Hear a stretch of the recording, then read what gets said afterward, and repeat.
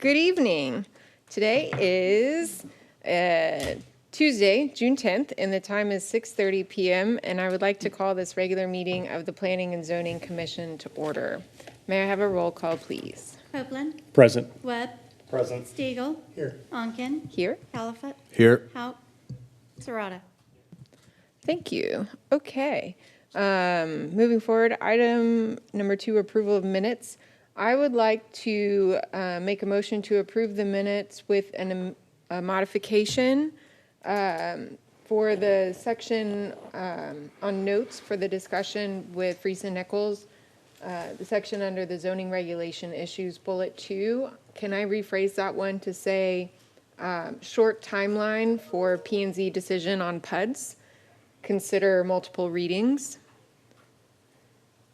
Because the way it was worded, it might be confused where we're asking for the opposite and we're saying we need to simplify it and do it faster. And I think we don't want that. So, okay, so that was the motion. Is there a second on that? Second. Okay, motion by myself, seconded by Vice Chair Stiegel. Oh my gosh, that's a long time ago. All those in favor of approval, please say aye. Aye. All opposed, say nay. Great, we have minutes. Okay, item number 3, citizen comment period. The Planning and Zoning Commission welcomes comments from citizens early in the agenda of regular meetings. Speakers are provided with an opportunity to speak during this time period on any agenda item or any other matter concerning city business, and they must observe the 3-minute time limit. So at this time, I'll open citizen comments. We have a couple people here, but not for citizen comments, so we'll keep moving to our consent agenda. We have 3 items on the consent agenda tonight. Make a motion to pull item 2, consider approval of the replat for discussion with staff. Okay, so we'll pull item 2. Can we discuss that one now?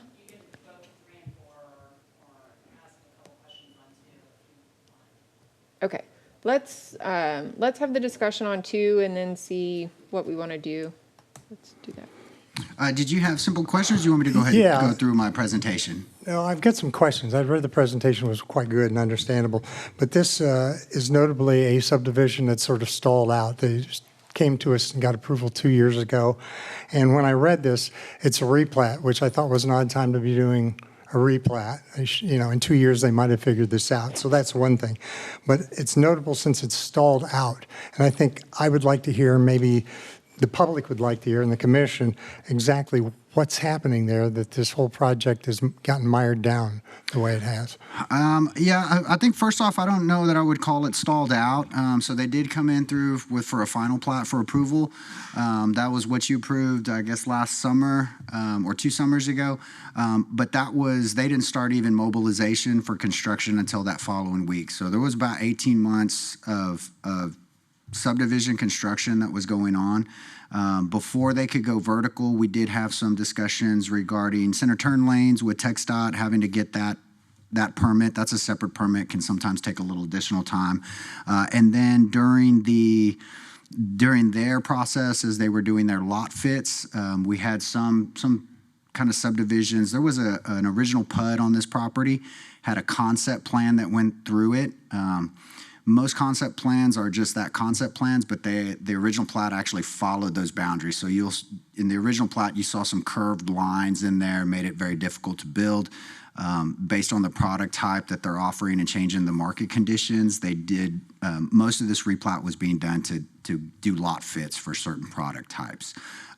So that was kind of the change in their plan. So we've been working with them probably for about 6 months when they first kind of came in and started doing that. So it really was construction of water lines. As they were about to go vertical, they started talking to us on some of the outstanding issues, and then that's kind of where we're here now.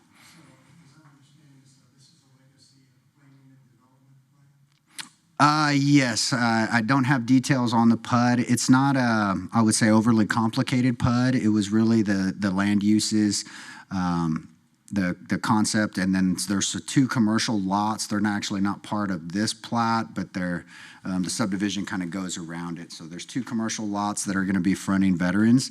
I think that plat is actually in review or should be clearing comments. So that'll be something you'll be seeing in the future. So it really was calling out kind of the residential and the commercial areas.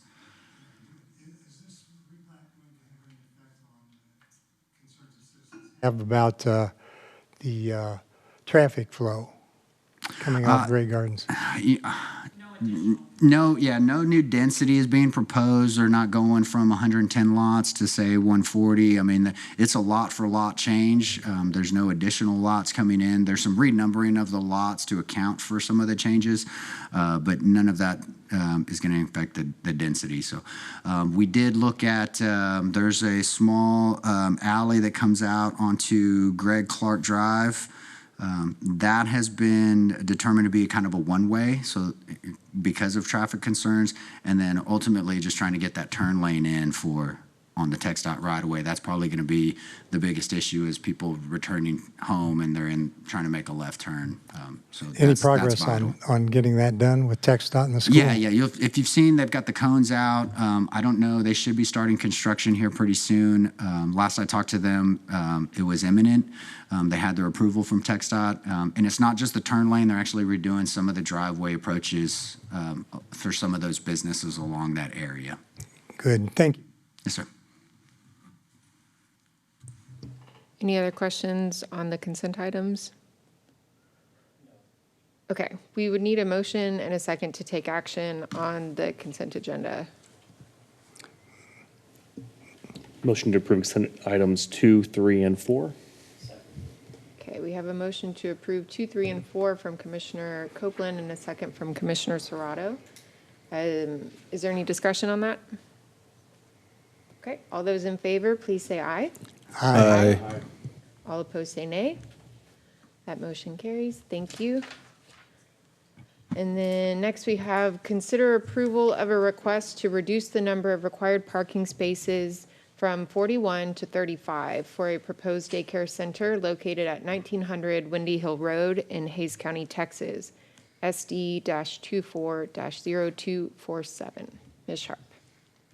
All right, good evening, Kayla Sharp, Senior Planner. Okay, there we go. This is the presentation for the last item. Can we get the one for item 5, please? And Caleb, if you don't mind, quick note. I know Commissioner Webb and I are both flying blind here. Our monitors don't work, so just as a heads up, I know we're following on our phones, but we may not see what you're looking at. Okay. Thank you. Okay, so for this item, we have a request to decrease the number of required parking spaces for a proposed daycare use in the Crosswind subdivision. They are proposing an approximately 10,000 square foot daycare center located at 1900 Windy Hill Road.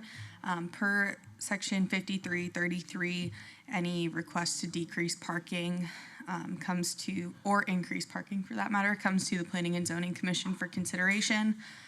Staff prepares that recommendation, and then the applicant provides backup material to support their request. So just some background information. This property is in the City of Kyle's ETJ, but it's part of the Crosswinds Development Agreement, which outlines standards for development in accordance with applicable city regulations.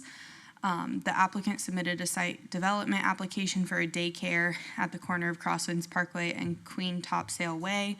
Based on the square footage of the building and city code requirements, the required number of parking spaces would be 41 per city code.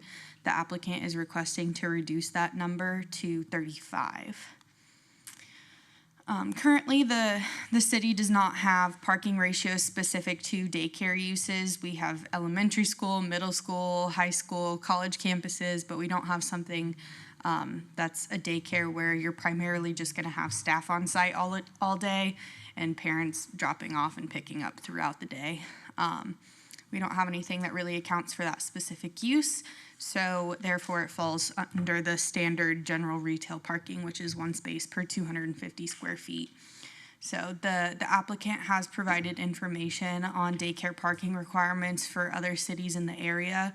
And they've also provided verification that the proposed 35 spaces will be sufficient for their use. They operate a number of daycares throughout the country and have found that 35 spaces is more than sufficient for their use. Here is their proposed site plan. This is, again, it's in a subdivision. There's sidewalks on all sides of the property. It's within walking distance for a number of residents. It's surrounded by residential, even really outside of this subdivision. So the 35 spaces is a little over 1 space per 300 square feet. So it's very close to our parking requirements, just not quite there. But 35 spaces is the maximum they could fit on the property and still meet all of their requirements for building footprint, playground, landscaping, dumpster enclosure, all of those things. So your options tonight are to approve the requested reduction for 35 spaces, approve with modifications, or deny. Staff is recommending approval based on the analysis provided.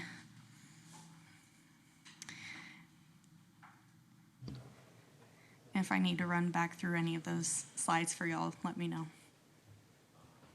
Do you need her to go back through any of the slides? No, I'm good. You're good? I'm comfortable as well. Way to go, guys. Okay, They did their homework. good. That's what we like. Are there any questions for staff? Not so much, oh, sorry, go ahead. So I was just going to ask if in the event there's a parking situation, where would overflow parking be since it's on the main entrance to the subdivision? Do we know where like there's opportunity for overflow parking in the event that did happen? So it's just off of the main entrance. There's also going to be another commercial use just to plan north of this that has technically more parking than is necessary. So there could be potential for some overflow parking there, as well as on the residential streets. They're generally allowed temporary on-street parking. So. Okay. And then while we're thinking about code updates, since we don't specify distinctions between daycare versus other school facilities, may want to add that to the list of ideas. Yes, parking ratios are absolutely on our list of things to look at in the code rewrite. Our parking ratios right now are oddly specific, but in some cases a little bit too nuanced. So definitely something we'll be looking at in the future. I had one, just kind of, I guess it's a question. In the letter that we got from them, the exception request, they said that the national daycare operator who's going to be leasing the site gave them a letter that said that the originally proposed 27 parking spaces are more than adequate for the proper functioning of the facility. And they're adding 9 more than was already more than adequate. I'm curious, have we talked with them about why they chose to go with 35 instead of bringing that number down? Because that would allow for more landscape, less of the concrete jungle that makes everything hotter, especially right next to a playground at a daycare. Were there any discussions about that? So I think their initial site plan application, when they first submitted to the city, had 27 spaces. We made the comment about the parking ratios needing to follow city standards, and there was some negotiation back and forth on that, and they landed at 35 and requesting this exception. Okay, thank you. Okay, any other questions for staff? All right, we would need a motion to take action on this. Motion to approve. Second. Okay, we have a motion to approve from Vice Chair Stiegel and a second from Commissioner Webb. Is there any discussion on the motion? Okay, all those in favor of approving, please say aye. Aye. All opposed, say nay. Okay, that motion passes. Thank you. And with that, we have reached the end of today's agenda. There's no more business items that may be discussed, so we are adjourned at 6:44 p.m.